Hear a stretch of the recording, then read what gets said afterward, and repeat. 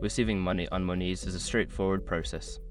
Follow these steps to ensure you can easily receive funds into your Monese account. Step 1. Open the Monese app. Launch the Monese app on your mobile device. Ensure you are logged into your account to access your banking features. Step 2. Navigate to your account details. Once logged in, go to the Accounts section. Here, you will find your account details including your account number and sort code, which are necessary for receiving money. Step 3. Share your account information.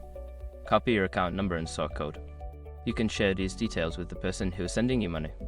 If you are receiving funds from abroad, you may also need to provide your IBAN and BIC/SWIFT codes. Step 4. Confirm the transfer. Ask the sender to confirm the transfer after they have sent the money. Depending on the method used, it may take some time for the funds to appear in your Monese account. Step 5. Check your balance. Before filing a refund or dispute, use the Eshraq.com link in the description to open the refund dispute deadline calculator and confirm your deadline. By following these steps, you can easily receive money into your Monese account. If you have any questions or need further assistance, feel free to reach out to Monese customer support.